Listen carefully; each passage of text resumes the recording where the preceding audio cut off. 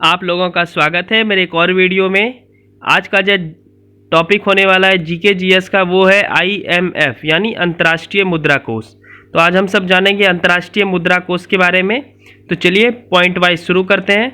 तो मैं पहले थोड़ा सा स्टोरी सुनाता हूँ। द्वितीय विश्व युद्ध जब शुरू हुआ था 1 सितंबर 1939 ईस्वी को, और जापान के परमाणु हमले होने के बाद विश्व भर में मंदी छा गई, क्योंकि ये बहुत बड़ा घटनाक्रम हुआ था, 5 साल से चल रहा था।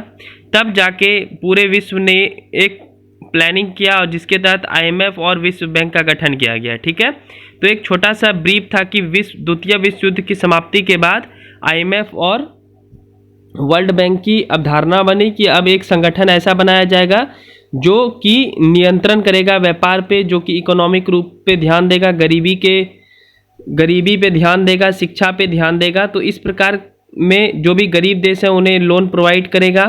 तो इस प्रकार से एक संगठन का निर्माण हुआ जिसे आईएमएफ कहते हैं। ठीक है, तो चलिए अब आईएमएफ से जुड़े हम सब एक एक करके फैक्ट्स जानने का प्रयास करते हैं। सबसे पहले अमेरिका के न्यू हैम्पशायर के ब्रेटन वुड्स समझौते जुलाई 1944 के तहत अंतर्राष्ट्रीय मुद्रा कोष के गठन की सहमति बनी। तो आपसे अगर क्वेश्चन पूछेगा कि आईएमएफ की स्थापना कब हुई, तो आप बोलेंगे 1944 जुलाई। ठीक है, कहाँ पे हुई थी? तो अमेरिका के न्यू हैम्पशायर के ब्रेटन वुड्स, न्यू हैम्पशायर जगह का नाम है, ब्रेटन वुड्स समझौते के तहत अंतर्राष्ट्रीय मुद्रा कोष के गठन की सहमति बनी। इसका उद्घाटन जो है वो 27 दिसंबर 1945 ईस्वी को किया गया, और कार्य जो शुरू है यानी मुख्य रूप से काम जब शुरू हुआ वो 1 मार्च 1947, और इसका मुख्यालय वाशिंगटन डीसी में है। तो ऑब्जेक्टिव क्वेश्चन में पूछ लेता है कि अंतर्राष्ट्रीय मुद्रा कोष के मुख्यालय कहाँ है, तो वाशिंगटन डीसी। चलिए और कुछ फैक्ट्स जानने का प्रयास करते हैं। अब हम सब देखेंगे आईएमएफ के उद्देश्य क्या थे, यानी आईएमएफ बनाने के प्रमुख उद्देश्य। ठीक है, तो सबसे फर्स्ट नंबर है अंतर्राष्ट्रीय मौद्रिक सहयोग की स्थापना। एक कोऑर्डिनेशन रहना चाहिए हर एक देश में पैसे को लेकर। ठीक है, तो ये भी एक उद्देश्य था। दूसरा, व्यापार का संतुलन विकास, कि हर एक देश में एक दूसरे के प्रति व्यापार का विकास हो ताकि पूरा देश अच्छे से विकास कर सके, तरक्की कर सके। ठीक है, कोई भी कंट्री आइसोलेट ना रहे, ये भी होता था। आईएमएफ के प्रमुख उद्देश्य में से एक है व्यापार का संतुलित विकास। ठीक है, उसके बाद थर्ड नंबर है विनिमय दरों में स्थायित्व लाना। एक्सचेंज रेट में क्या करना है, फिक्स्ड लाना। तो ये भी एक आईएमएफ के प्रमुख उद्देश्य थे। चौथा, प्रतिकूल भुगतान संतुलन को ठीक करना और असंतुलन की मात्रा एवं अवधि में कमी करना है। ठीक है, यानी प्रतिकूल भुगतान संतुलन को ठीक करना होता है कोई भी इशू को लेकर। जब भी कोई भी इशू होती है, फॉर एग्जांपल रशिया यूक्रेन अभी युद्ध चल रहा है, तो अभी कहीं ना कहीं हर एक कंट्री एक दूसरे से इंटरकनेक्ट रहता है, तो हर एक कंट्री के ऊपर इफेक्ट पड़ता है, तो उसका भी देख रेख आईएमएफ करता है। मान लीजिए कोई गरीब कंट्री है, उसे कहीं से गेहूँ आ रहा होगा यूक्रेन से, और अभी तो नहीं आ पा रहा है, व्यापार ठीक ढंग से नहीं हो पा रहा है, तो यहाँ पे आप आईएमएफ की मदद ले सकते हैं। तो आईएमएफ इसका भी पूर्ति करता है। तो आईएमएफ का प्रमुख उद्देश्य है कि व्यापार को संतुलित करना, एक दूसरे से कनेक्ट करना, और किसी भी ऐसे देश को पैसे की ज़रूरत होती है तो वो उसे लोन भी प्रोवाइड करना आईएमएफ का प्रमुख उद्देश्यों में से एक है। चलिए और जानते हैं आईएमएफ के बारे में कुछ और अन्य तथ्य। अब आईएमएफ में वितरण किस देश का कितना है। ठीक है, यानी आईएमएफ की फंडिंग होती है तभी तो वो गरीब देश को प्रोवाइड कर पाता है। तो इसमें देखेंगे कि कौन सा कंट्री कितना फंडिंग करता है। ठीक है, तो जो भी फंडिंग करता है उस कंट्री को एक विशेष दायरे में रखा जाता है, एक विशेष लाभ प्राप्त होता है, और ये funding as a loan IMF provide करता है गरीब कंट्री को, बाद में वो कंट्री चुका देता है। यानी गरीब कंट्री का मतलब ये नहीं हुआ कि वहाँ के आदमी गरीब, मतलब उनकी जीडीपी जो है वो कम है। ठीक है, तो जहाँ पे जीडीपी अधिक होगी वहाँ अमीर लोग रहेंगे, जहाँ जीडीपी कम होगी वहाँ गरीब लोग रहेंगे। ये तो कॉमन सेंस वाला बात है। तो इसमें आईएमएफ में वितरण किस देश का कितना है, आइए हम सब एक नज़र डालते हैं। ठीक है, तो पहले नंबर पे अमेरिका है, जिसका ये जो नंबर है 82,994.2 लाख $। इसे आप याद नहीं रखेंगे, ये इतनी इंपॉर्टेंट नहीं है। 17.43%, यानी आईएमएफ की कुल फंडिंग का 17.43% अमेरिका करता है। सेकेंड नंबर पे जापान है जो कि 6.47%। थर्ड नंबर पे चीन है, जो कि मैं नहीं लिखा हूँ, तो चीन है थर्ड नंबर पे। वहीं हमारे कंट्री का स्थान, भारत का स्थान वर्तमान समय में 8 है, ये चेंज हो सकते हैं। ठीक है, और भारत कितना 2.76% योगदान देता है आईएमएफ के फंडिंग में। सबसे कम कोटा धारक तुवालू कंट्री है। ठीक है, सबसे कम कोटा धारक तुवालू कंट्री है, इसे भी आप एक जगह नोट डाउन कर लेंगे। चलिए और कुछ फैक्ट्स जानते हैं आईएमएफ के बारे में। तो ये वितरण से संबंधित थी। तो सबसे ज़्यादा अमेरिका के द्वारा किया जाता है, दूसरा जापान के द्वारा, तीसरा चीन के द्वारा और अपने देश यानी भारत का वर्तमान स्थिति 8 है और ये 2.76% वितरण करता है। चलिए अगले कुछ फैक्ट्स की ओर बढ़ते हैं। अब हम सब देखेंगे कि आईएमएफ द्वारा कौन कौन से रिपोर्ट प्रस्तुत किए जाते हैं।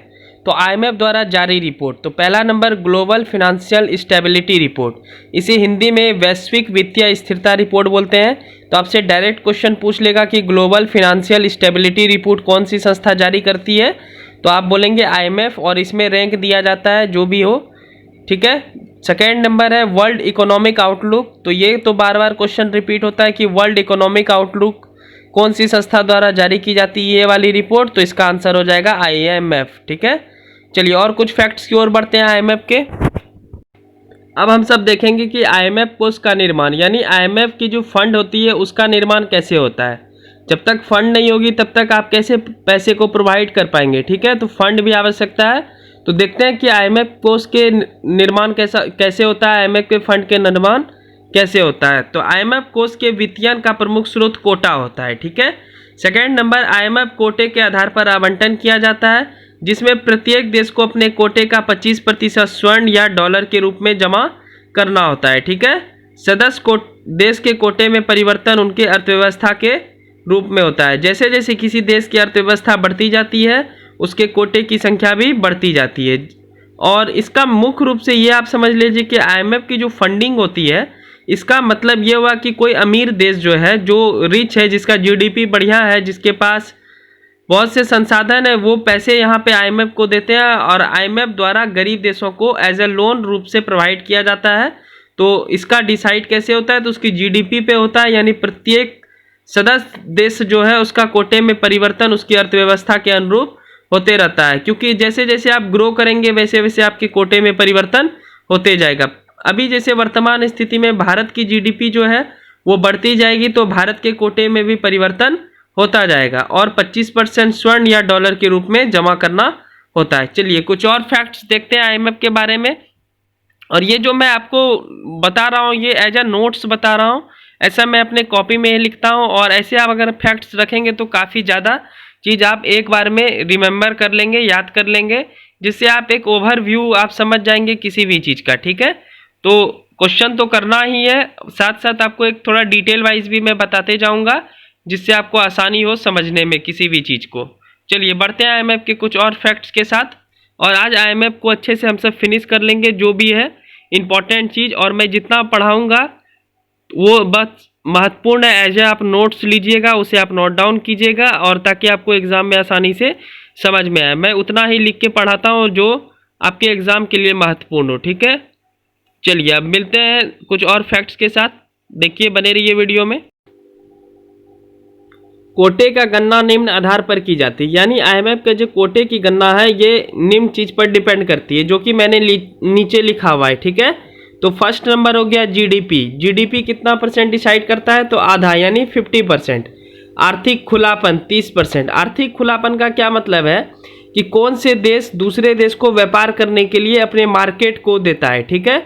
जैसे इंडिया में हम सबका मार्केट जो है वो खुलापन है, चाइनीज़ सामान आराम से आसानी से मिल जाते हैं। सिर्फ चाइनीज़ ही नहीं, बहुत यूएसए, दक्षिण कोरिया, बहुत सारे कंट्री की सामान, फिनलैंड, स्वीडन, सब की सामान हम सब के मार्केट में आसानी से मिल जाती है। तो इसी को बोलते हैं आर्थिक खुलापन, ठीक है। तो ये 30% डिसाइड करती है।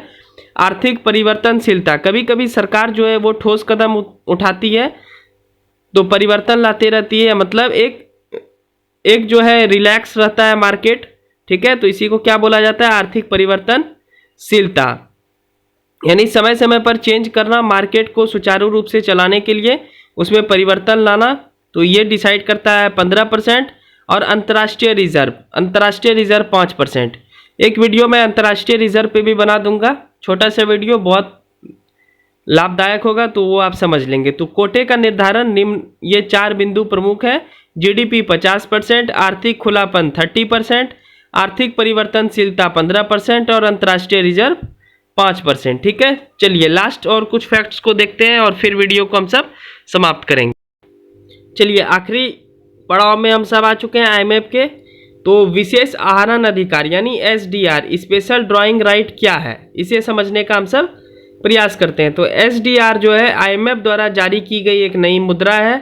इसे 1969 में अपनाया गया था यानी 1969 में, और इसे पेपर गोल्ड भी कहा जाता है। ठीक है, तो ये आईएमएफ से रिलेटेड जितने भी फैक्ट्स थे मैंने आपको इंपॉर्टेंट फैक्ट्स बता दिए हैं, आप इसे नोट डाउन कर लेंगे। और इससे पहले ऑलरेडी आईएमएफ के करंट अफेयर से रिलेटेड वीडियो 1 मिनट की मैंने डाल दिया है, और साथ साथ करंट अफेयर्स का प्लेलिस्ट बना दिया है। और ये वाला जो है ये मैं इकोनॉमिक्स में डाल दूंगा क्योंकि ये इकोनॉमिक्स से रिलेटेड था, तो ये इकोनॉमिक्स वाला प्लेलिस्ट में आप जाके देख लेंगे आईएमएफ वाला। और करंट अफेयर्स 2022-23 करके एक प्लेलिस्ट है जिसमें मैं आज हम सब देखेंगे करंट अफेयर्स 2022-23 में, जो आपके बीएसएससी, सिविल कोर्ट और आने वाले एग्जाम जो 2023 तक होंगे उसके लिए अति महत्वपूर्ण होंगे, और सबसे इंपॉर्टेंट 68 बीपीएससी के लिए होंगे।